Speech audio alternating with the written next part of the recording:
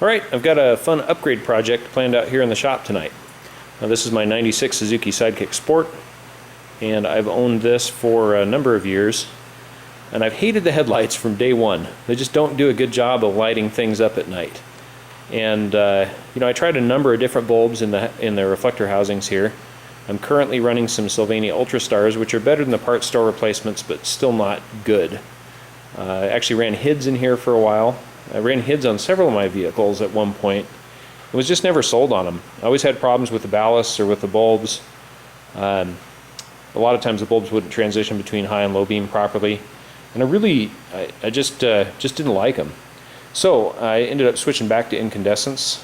I took this vehicle on an off-road event last year. Didn't have the bumper on here at that time, so I didn't have these auxiliary LED light bars. And the lighting was just horrible. I had such a hard time at night being able to see the trail. So, what I've done is I've purchased these StarNill LED headlights. I got these off of Amazon, a little over 70 bucks, and these have 9004 style bulbs, so they should just plug right into these reflector housings. It should be a simple matter of popping the bulbs in and plugging in the power supplies. And I have high hopes for these. I'm a big fan of LED lights. I think they're the future lighting for automotive and for residential type lighting. And I did quite a bit of research. These seem to be some pretty decent ones. And so I'm going to test them out tonight.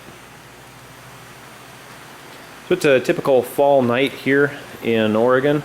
It's dark and it's rainy outside. The visibility is not very good. So what we're going to do is we're going to take this thing for a spin with the stock incandescent lights. And I've got my GoPro set up here on the dash, and I'll shoot some video with that, with the stock lights, and then we'll come back here in the shop and install the LEDs. And then I'll run the same route and throw together the video side by side with the LEDs and incandescents so we can see if they're any better.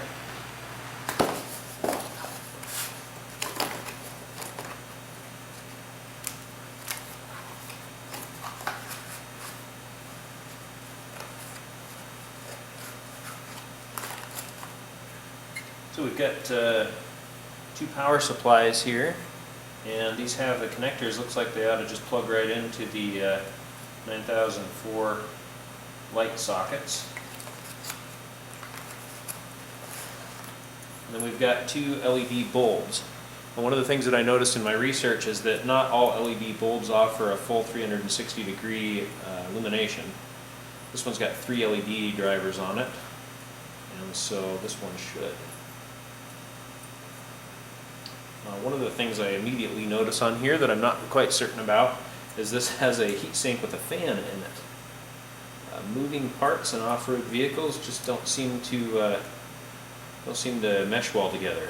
But we'll go ahead and install it, see how well it works, and see what we get.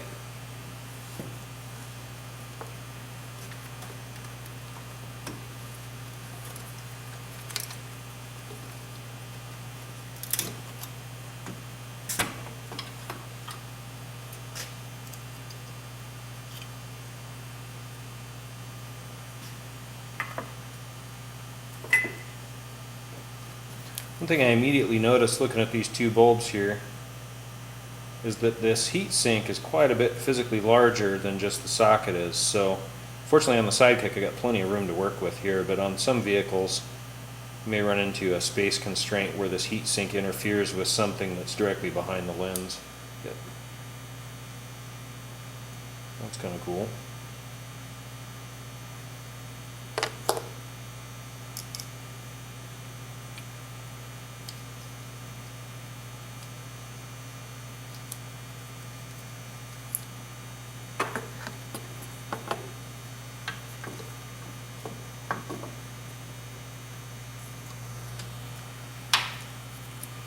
Okay, we've got our ballast for our power supply here.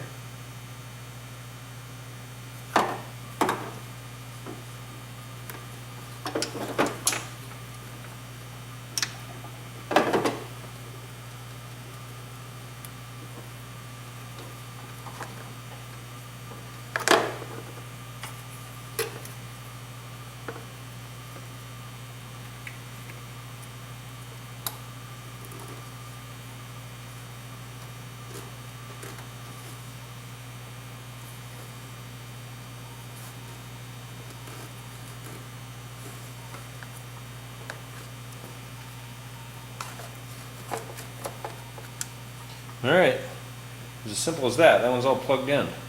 We'll go ahead and turn on the lights and see if this thing works.